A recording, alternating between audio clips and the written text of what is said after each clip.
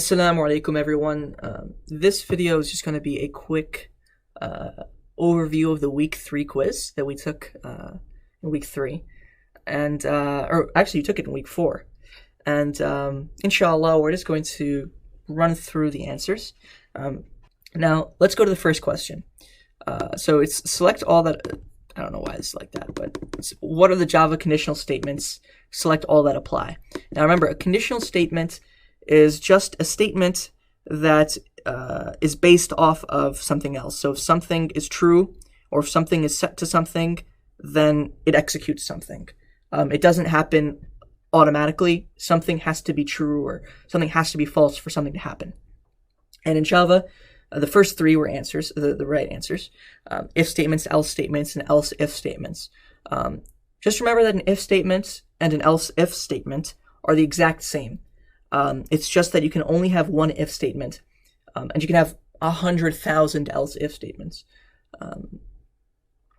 Now, an else statement obviously is just, including everything that was not thought of, right? It's just the X factor. It takes in everything else. Now, other statements and or statements don't exist. So the first 3 were the right answers. Let's go to question 2. Okay, what will this print? So we have a Boolean, and just remember, keep in mind that a Boolean is either true or false. It's like an on and off switch. Your light switches that are in your house, they're Booleans. They run off of Boolean values, right? You either have on or off. Or you can think of it as ones and zeros if you know binary.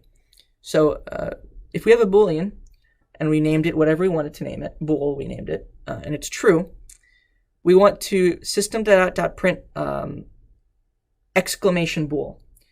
So just remember, an exclamation mark means not, right? It basically means the opposite of.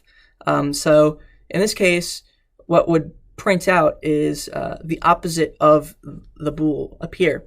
So think about that for a second. It would print out false.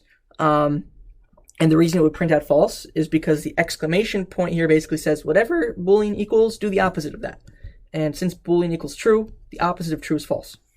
The reason it wouldn't print out this, it wouldn't print this out itself, is because there's no double quotes. So just remember, if there's no double quotes, it's referring to a variable or to a method or something like that. If it's just if it does have double quotes, then it'll print out verbatim whatever's in here. Okay, what does the thing operator mean, right? The blank operator. This operator is the OR operator. Just remember our operators, the three main ones here are the not operator, the and operator, and the OR operator. The not operator, of course, is the exclamation point.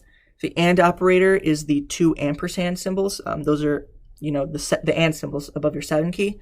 And then there's the or operator, which is just the 2 straight lines, which are like underneath your backspace key or above your enter key. Okay, 2 more questions. So the next question was, how do you format an else statement? You only have curly braces in an else statement. You don't need parentheses because you're not typing in like a condition. You don't type in like x is less than 7. You don't have to type that. So it's just the curly braces in this case. It's not parentheses. All right, final question, guys. What would this print? All right, so this is incorporating our or operator here and a greater than equal to operator here, and it's an if and an else statement. Okay, and we have 2 variables here. So whenever you are looking at one of these problems, right, because if you ever take computer science, if you ever go to college and you want to major in computer science, you might have these types of questions. So the best way to attack these problems are to think about, what do I have? What are the possible things that can execute?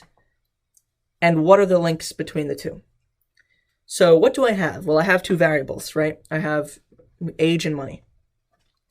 What can happen? Well, I can either print you can retire or you can't retire. So now I'm thinking, okay, so it has something to do with, age and money, combination of both allows you to retire or not. Then you think of the link between the 2. And the link here, in this case, I actually highlighted for you guys, just so you guys would see it, is the condition in here. If the age is greater than 60 or the money is greater than or equal to 1,000, then it'll print out you can retire. in this case, age is not greater than 60, and the money is not greater than or equal to 1,000. So this is automatically out of the picture. And then we obviously go to the else statement. Now, if this was equal to 1,000, then we would actually print you may retire, even if this was less than 60, just because this is an or operator, and only one of these two conditions needs to be valid. So in this case, you print out you cannot retire, sorry. So I hope you guys took some benefit out of that, inshallah. I really thank you for staying to the end of the video.